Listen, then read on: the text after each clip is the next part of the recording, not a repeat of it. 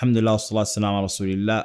Of the virtues of taqwa is that it is what the Prophet ﷺ advised his companions and advised his ummah. So you have the hadith of Mua'ad Ibn Jabal and the hadith of Abu Darr. The Prophet ﷺ gave Mu'ad advice. And, it reminds me of when a parent, for example, is, their child is departing or they're leaving. Mu'ad was leaving. So the Prophet ﷺ gave him this advice. And, when you're dropping off your child, for example, for college, the first day of college, you're driving them up to orientation and they're going to be dorming. That car ride, you're talking to them and you're trying to give them as much advice as possible. You're trying to give them something that they can hold on to. Or, for example, a conversation that parents may have with their child, their son or their daughter before their wedding, before they're going to go start a new life. One where you're not going to be there for the details of their everyday. And so you want to give them something that's very substantial, something that will be weighty, something that will hold them down. And so the Prophet ﷺ, fulfilling that role of the father for the ummah, he's giving Mu'ad advice. Now, what is the advice that the Prophet ﷺ is going to give Mu'ad? He says, "Ittaqillah haythu ma kunt." Fear Allah. Have taqwa of Allah wherever you are. Whether you are in private or whether you are dealing with people openly, when you're in seclusion, when you're online, when you're anonymous and no one's going to know that it's you, have fear of Allah Azza wa Jalla in all of those circumstances.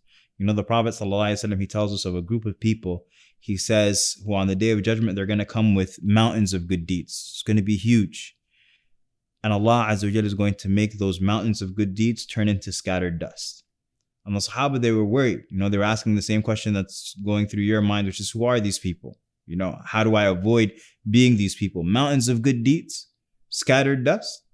He says, they're like you. And they pray like you pray. And they take from the night like you take. They're up praying qiyam too. They're up praying during the day. They're praying their salawat. They're just like us.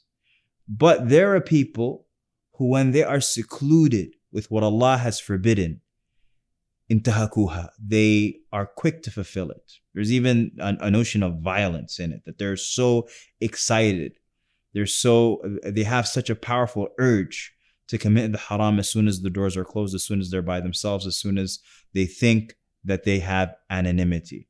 And so this is an advice for us, as the Prophet ﷺ said to Mu'adh, ittaqillah haythu ma kunt. Even though you're traveling and you're in a city and nobody knows you, even if you're online and you have a new username and no one's going to be able to recognize you, this is a message for trolls as well. Just because nobody knows who you are doesn't mean that you can transgress the limits of Allah Azza wa Jalla. Doesn't mean that you can curse people. Doesn't mean that you can harm people.